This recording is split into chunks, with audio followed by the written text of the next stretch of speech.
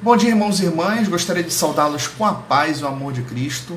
É um motivo de muita alegria estar mais um domingo aqui com vocês, para conversarmos aqui, mesmo que distante, dos assuntos, que concernem ao reino de Deus.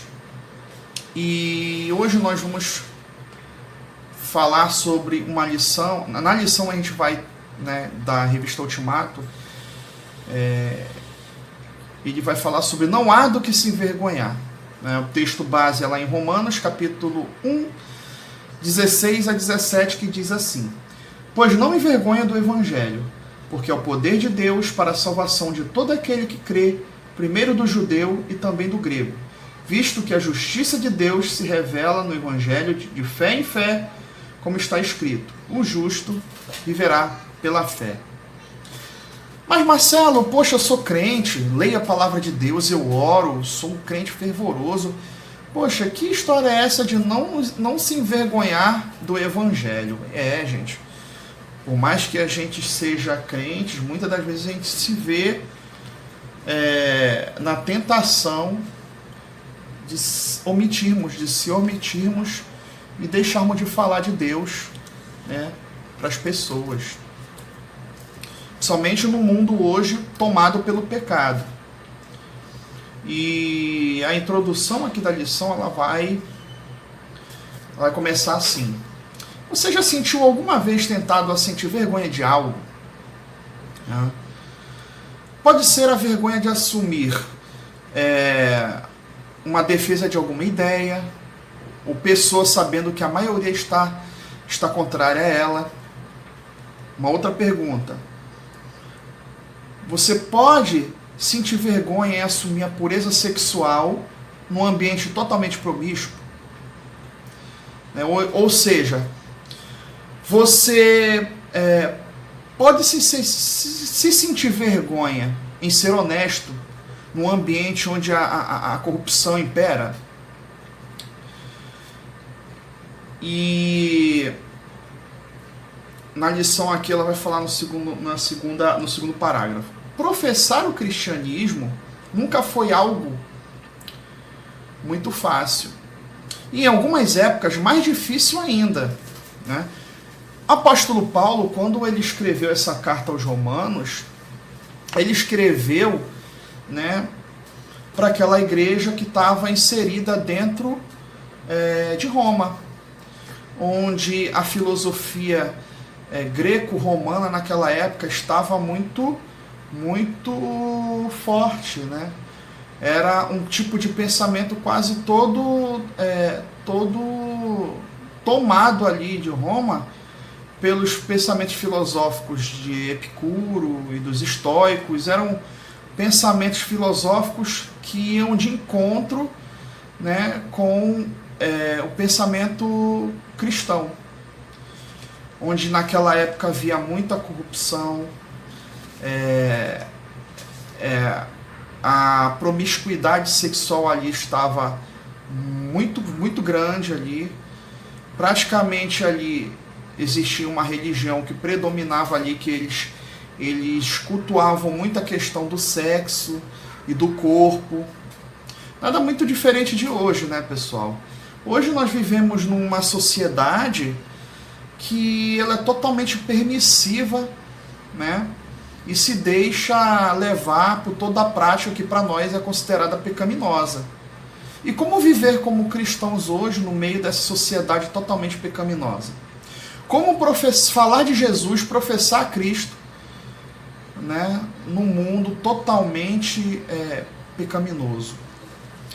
Os irmãos devem, assim, não devem lembrar, porque eu vou falar aqui de coisas de 100, 200 anos atrás, mas lendo livros de história, a gente bem sabe que a cultura ocidental ela foi moldada a partir da cultura judaico-cristã, Mas hoje os pensamentos filosóficos mais voltados para o progressismo, de 100 anos para cá, essa corrente filosófica acabou se aflorando. E E essa corrente filosófica, né, pautada mais para o lado do progressismo, ela acaba fazendo com que ela se confronte com a nossa cultura judaica cristã, se confronte com a Bíblia, né? Então hoje nós vemos nas escolas, nas faculdades, né, que você pode falar de sexualidade na infância, você pode falar sobre aborto, você pode falar sobre identidade de gênero, sobre sexo antes do casamento, de uma forma totalmente aberta. Mas se você chegar e expor o seu tipo de pensamento pautado na palavra de Deus, na Bíblia, você já é taxado como preconceituoso, como hipócrita.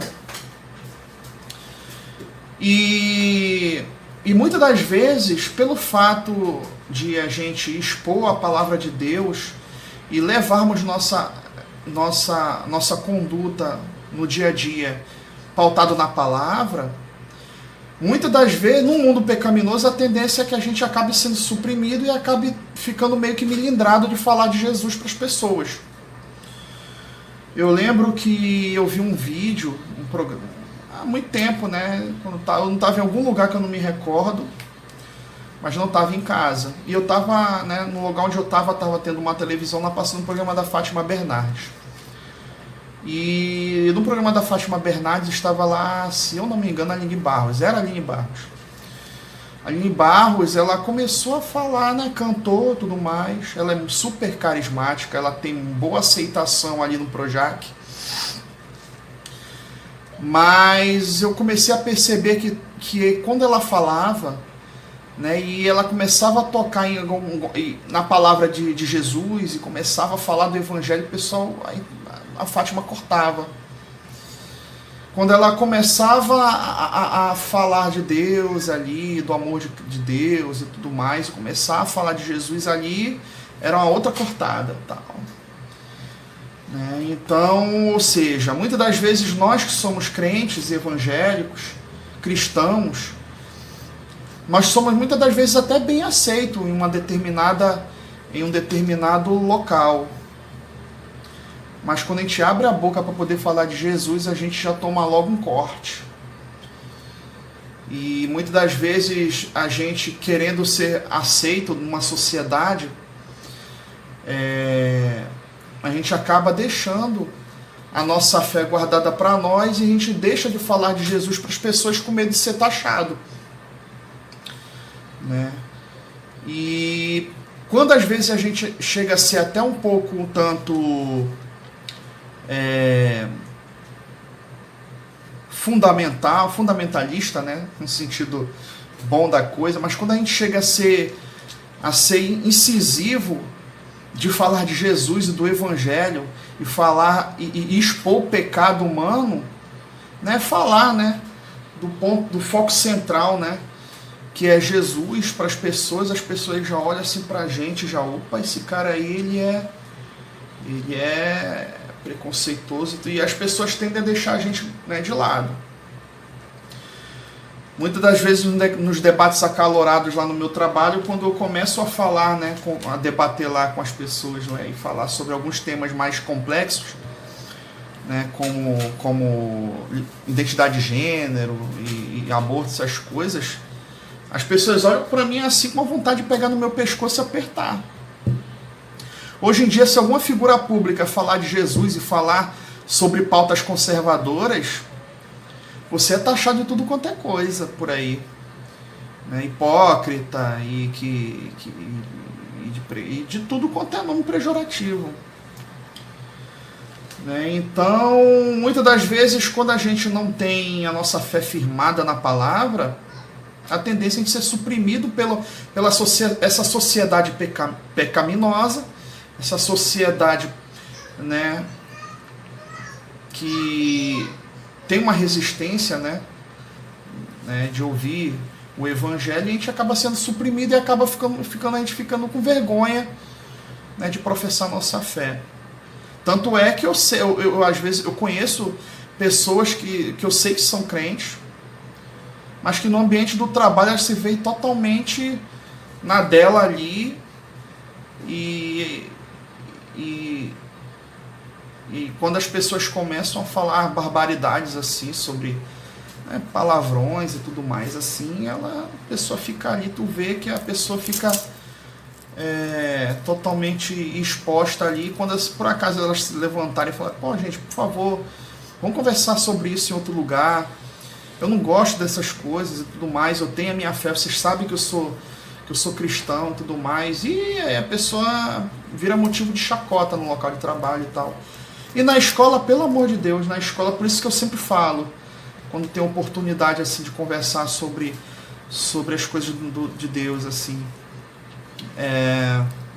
gente, façam um culto doméstico, orem, falem de Deus para os seus filhos, porque somente nas escolas hoje, o ensino que é dado, tanto na escola pública quanto nas escolas particulares, são ensinos totalmente contrários à nossa fé cristã. Hoje as escolas ensinam que nós somos feitos a partir da evolução do macaco. Hoje, né, teoria darwinista, né, são ensinadas na escola sem total pudor nenhum. Enquanto a gente tem apenas 40 minutos na igreja de escola dominical para estudar a Bíblia, os nossos filhos durante a semana toda são bombardeados com ensinamentos totalmente contrários à nossa fé. Então por isso que hoje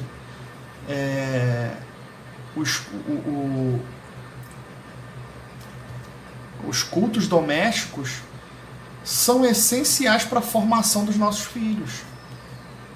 Porque muitas das vezes a gente quer ver nossos filhos na igreja, frequentando a escola dominical, tendo responsabilidade, sendo bons cidadãos e cidadãs, né, honestos. A gente muitas das vezes quer ver o nosso filho, né, tendo o hábito de por ele mesmo chegar e abrir a Bíblia, ler e meditar. Mas muitas das vezes a gente não faz isso, a gente não ensina isso para eles em casa. Como é que a gente vai criar o nosso filho no ensino da palavra de Deus para poder contestar e para poder ser uma voz de encontro a esse tipo de pensamento de corrente filosófica mais progressista, né? E defender o estandarte de Cristo, se nós mesmos a gente não tem um hábito de ler a Bíblia, de orar com nossos filhos. Então a tendência é a gente ser tomado por tudo quanto é tipo de corrente filosófica nos nossos tempos. E a escola é um lugar que você hoje os nossos filhos são bombardeados, né? Os nossos filhos hoje na escola aprendem que sexo antes do casamento é a coisa mais normal do mundo, de que namorar aos 12, 13 anos é a coisa mais normal do mundo. A gente vê vários tipos de teoria, né? Big Bang, falando que o mundo se originou de uma explosão de átomos e moléculas, né? A gente vê aí que nós viemos do macaco, né? Nós ser tão complexo, sendo que na Bíblia, né, dá todo o relato da criação. Então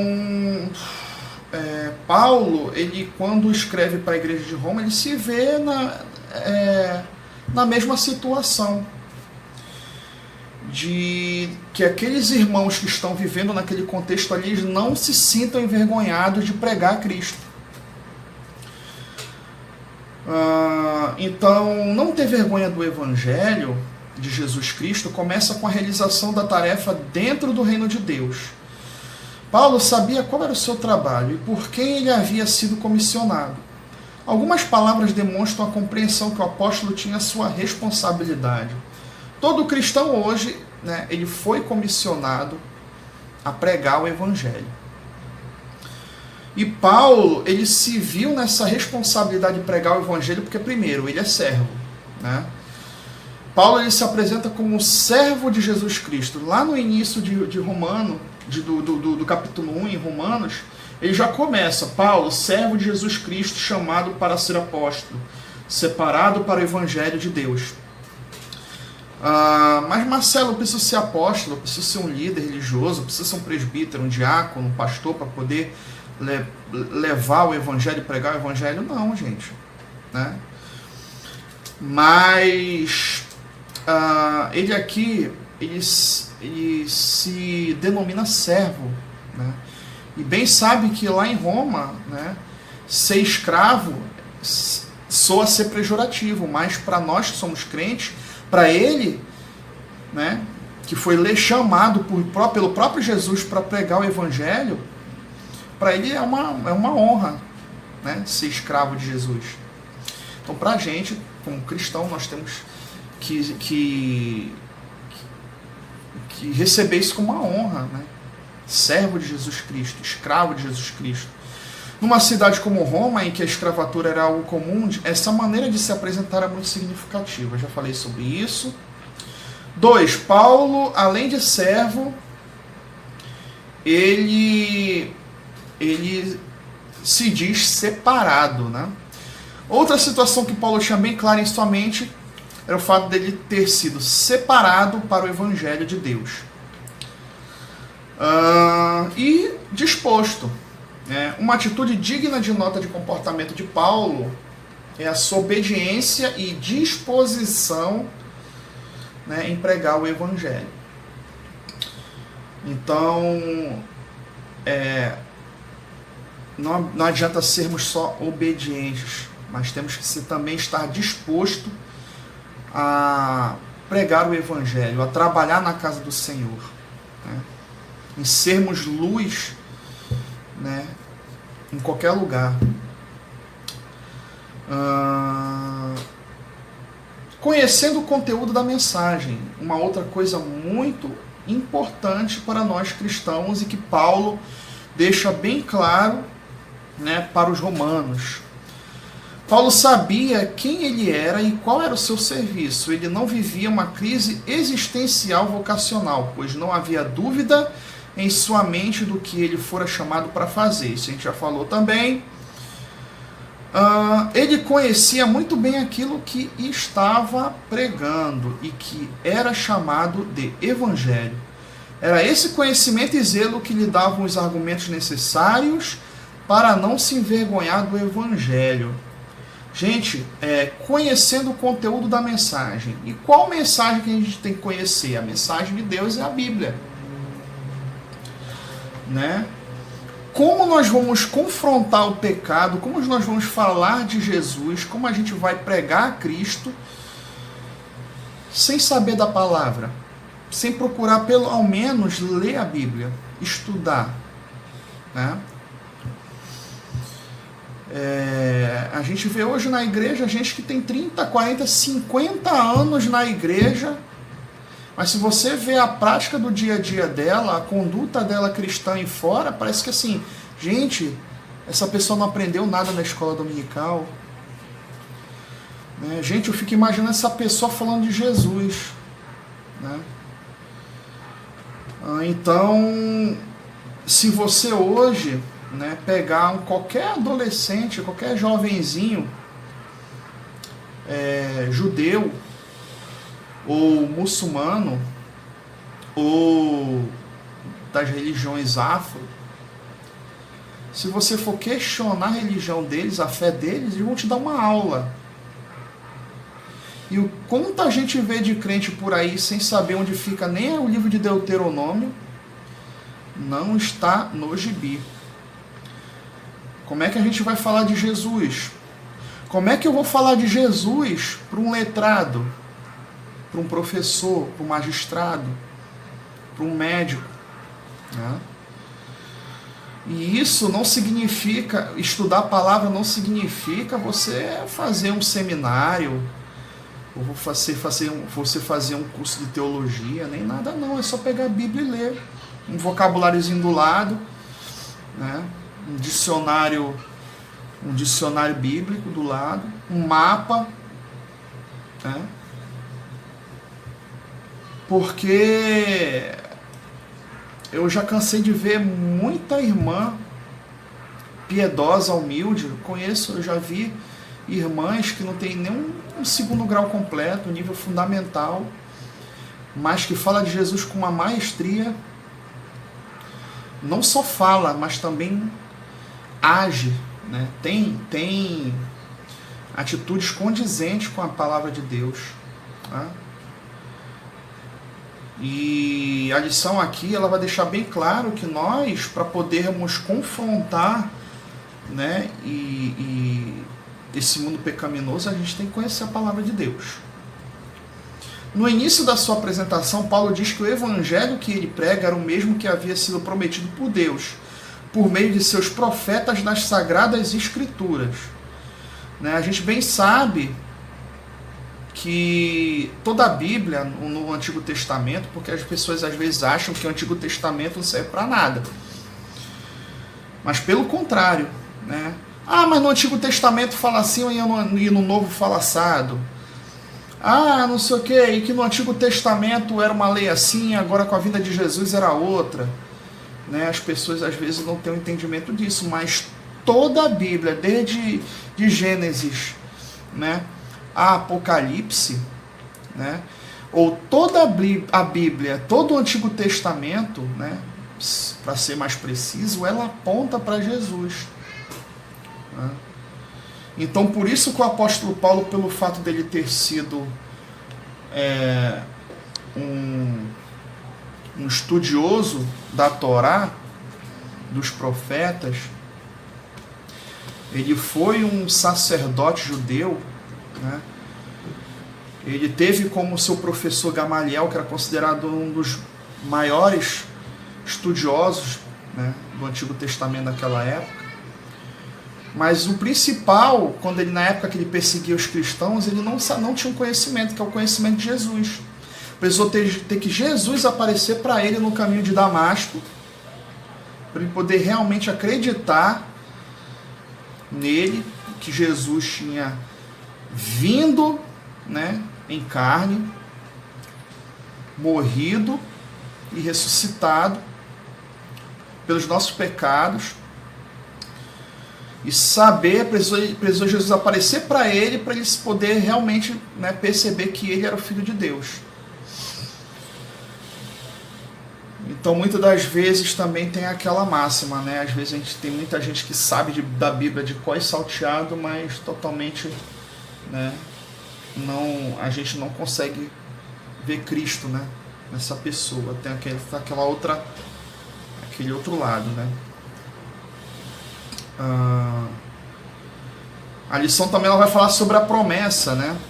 Como a própria abertura da carta de Romanos nos diz, esse evangelho era uma promessa de Deus, uma promessa que diz respeito ao envio de um descendente que seria o salvador de pecadores e arrependidos.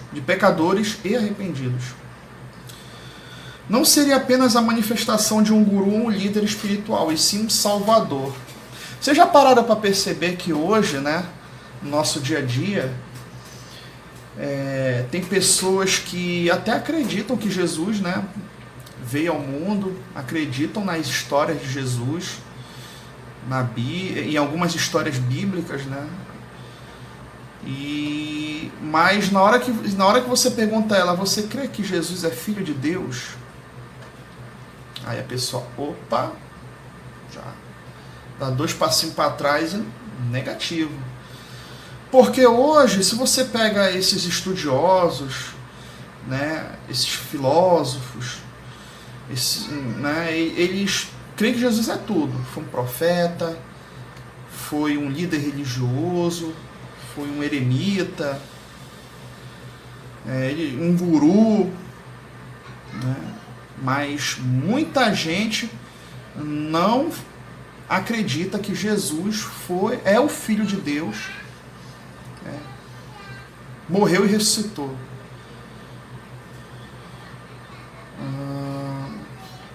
Então, hoje em dia, no nosso contexto social, né, nas escolas, nas universidades, né, os letrados, eles acreditam que Jesus, né, Jesus ele só apareceu em forma humana, né? Mas Paulo, né, percebeu que a mesma coisa lá em Roma, que os filósofos e tudo mais, quando ouviam falar de Jesus, eles simplesmente achavam que Jesus ali era todas aquelas pessoas que eu falei anteriormente, um guru, um profeta, um líder religioso, mas não filho de Deus. E Paulo, ele deixa bem claro que o Jesus, ele tem a sua natureza humana e tem a sua natureza divina, né? A promessa de que esse descendente seria de linhagem de Davi segundo a carne, conforme a aliança que Deus havia firmado com o próprio Davi, lá em 2 Samuel. Mas, apesar de haver a promessa da manifestação do Filho de Deus, Paulo refere-se aqui a outro evento para testificar a divindade de Jesus, né, Cristo. A demonstração de poder segundo o Espírito Santo, né, no qual designou o Filho de Deus principalmente por meio da ressurreição. A vida e o ministério de Jesus Cristo foram plenos no Espírito Santo.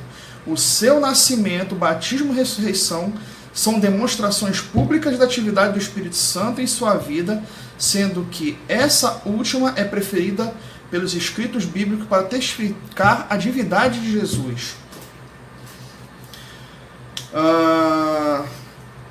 Através da rápida menção que o apóstolo faz, percebemos que ele tinha uma total compreensão do conteúdo da mensagem que estava proclamando, porque muito daquilo que ele falava, somente para os letrados daquela época ali, soava uma loucura, soava um devaneio do apóstolo Paulo, né? Então, falar que veio um homem, né, e que ele morreu pelos nossos pecados e que ressuscitou e hoje vive, isso pra gente era uma coisa que não se concebia, isso ali era loucura, né? Uma pessoa chegar e falar isso naquela época, né? Tendo uma atitude ousada, Paulo ele foi ousado, e nós hoje no nosso dia, no nosso contexto de hoje, na nossa sociedade, nós temos que ser ousados. Estamos aqui diante do tema central dos primeiros capítulos da carta de Paulo aos Romanos e também deste trimestre, isso aqui já é da lição. Paulo explicou: não me envergonho do evangelho, porque é o poder de Deus para a salvação de todo aquele que crê, primeiro do judeu e também do grego. Visto que a justiça de Deus se revela o evangelho, e em fé, como está escrito, o justo viverá pela fé. Não há do que se envergonhar, meus irmãos. Primeiro, do seu conteúdo, né, devemos lembrar que Paulo está escrevendo para o mundo greco-romano, já falamos aqui. Eram pessoas que estavam habituadas a uma forma mais intelectualizada, isso eu já falei também, e familiarizadas com todo tipo de corrente de pensamentos filosóficas, eu também já falei aqui. E por isso que alguns irmãos daquela época estavam meio melindrados, né, de falar, né, de Jesus para aquelas pessoas, porque muitas das vezes eles não tinham bagagem, né, ou também eles não tinham, ou ele também muitas das vezes não tinham a ousadia de falar de Deus e de Jesus para as pessoas, né? Porque às vezes, muitas das vezes não tinham ousadia, ficavam melindrados de falar de Jesus para aquelas pessoas, com medo de serem rotulados e de serem taxados de diversos adjetivos pejorativos, de louco, né? Hoje em dia estamos diante de diversos conceitos também filosóficos e religiosos. Alguns são extremamente elaborados, outros têm um tom mais místico. E além disso, nos deparamos com a produção pseudocientífica. Gente, o que tem de gente falando que é cientista, o que tem de gente escrevendo artigos científicos totalmente distorcidos assim e totalmente fora da realidade. Hoje em dia estamos diante desse quadro, né, que é de se esperar que muitas das vezes nos sintamos intimidados para expressar ou defender a nossa fé, né? Eu lembro que quando eu estudava num colégio, isso tem muito tempo atrás, viu, gente? Mais de 20 anos atrás, que já tinha uma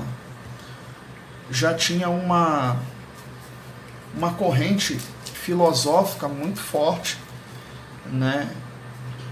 Eu estudava num colégio dentro de uma universidade federal lá em Pernambuco. E os professores de lá, eles eram totalmente anticristãos, totalmente. Somente os professores da área mais de humana, história, português, geografia. Me recordo que um belo dia eu vi um rapaz com um crucifixo aqui cordão crucifixo no pescoço, e o professor de história chegou e isso não existe. E começou a fazer várias perguntas pro garoto, coitado, né? A gente tinha que naquela época 15, 16 anos. E gente, isso é covardia, né? Cai entre nós, isso é covardia, né? Você pegar uma pessoa totalmente acostumada a debater aí no meio acadêmico e você questionar um adolescente, né? E questionar a fé dele. Isso aí para mim é covardia. E acontece muito isso nas escolas, nas faculdades hoje. Então, hoje em dia estamos diante de diversos conceitos filosóficos e religiosos que fazem a gente acabar sendo intimidado. Porém, podemos ter a confiança, a mesma que Paulo tinha, para nos posicionarmos, porque nenhum destes sistemas será mais coerente, eficiente e verdadeiro do que o Evangelho. Do mesmo modo como Paulo, temos a certeza que jamais seremos envergonhados ou confundidos por esperarmos em Cristo. Os leitores de Paulo não viviam somente num contexto intelectualizado. Havia também todo um contexto moral e social. Muitas práticas totalmente contrárias às escrituras eram comuns e até mesmo promovidas, principalmente na área sexual. Daí podemos imaginar as pressões que sofriam os cristãos que viviam na capital do Império Romano. Pressões essas que também são...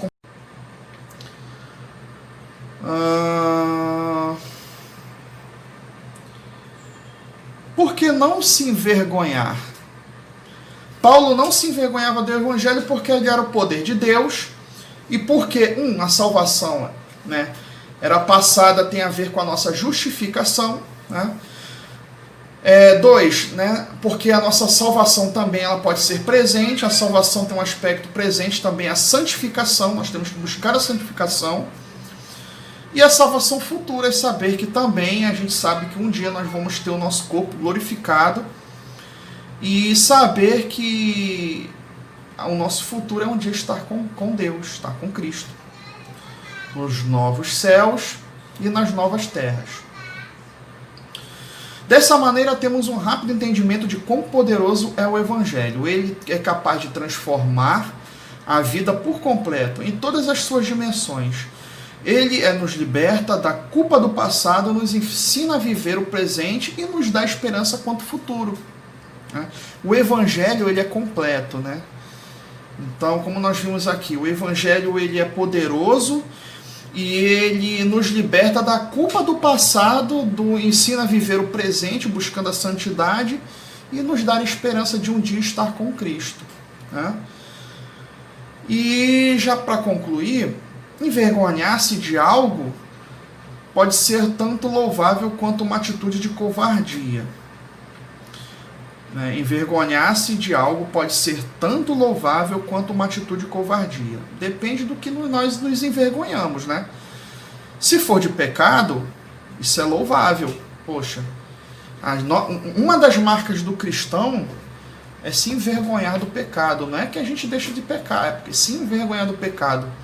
O cristão, quando ele cai em pecado, ele fica totalmente envergonhado, triste, saber que acabou desapontando a Deus. Né? Mas, neste caso, a gente não pode se sentir envergonhado de falar de Deus, de pregar o Evangelho.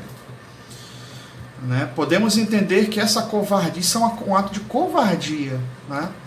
Deixar de pregar o Evangelho, se deixar levar pelas correntes filosóficas que hoje estão, né, entranhadas na nossa sociedade e acabar com que a nossa voz seja suprimida por a vergonha de poder você chegar e expor, né, Jesus para as pessoas. Se quisermos ser corajosos sem nos envergonharmos do Evangelho de Jesus, não podemos nos esquecer que somos embaixadores em terra estranha, né? O nosso mundo hoje é uma terra estranha. A gente que é crente, a gente que é cristão, isso aqui é um mundo estranho, né?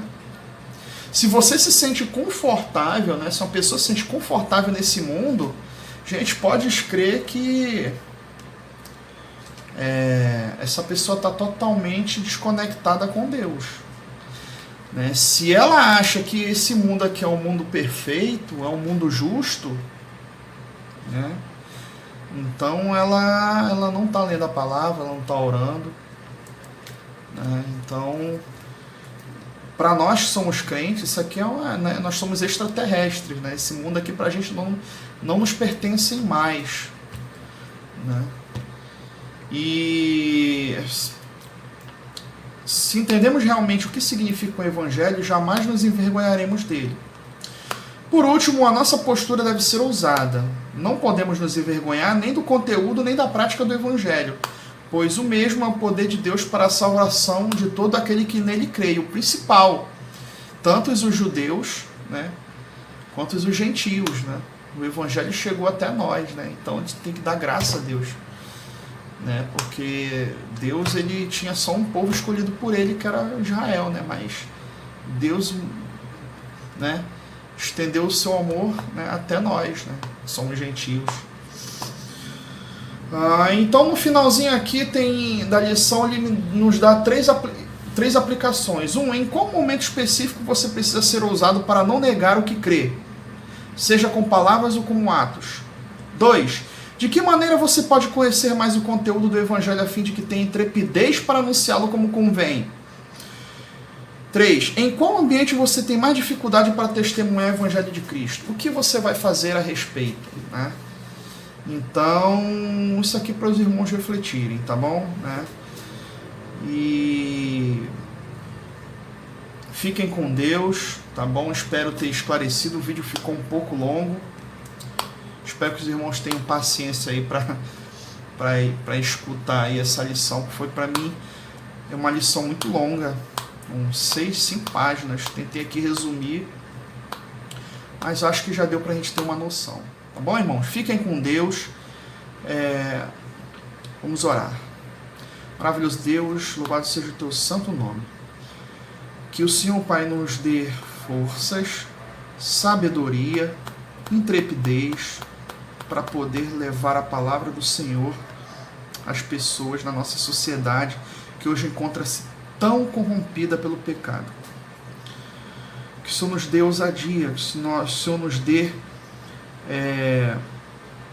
discernimento, que o Senhor nos dê a unção do teu Santo Espírito para podermos pregar o teu Evangelho. E se nós, ó Pai, por qualquer motivo, nós nos omitirmos, ó Pai, e deixarmos de falar de Deus para qualquer pessoa, que o Senhor tenha misericórdia de nós. Porque sabemos, ó Pai, que a palavra de Deus é o poder para aqueles que creem. E nós cremos no Teu Evangelho. E o Teu Evangelho é o poder do Senhor. muito obrigado por tudo. Nos dê um domingo abençoado e uma semana bem produtiva, debaixo da tua graça. Em nome de Jesus. Amém.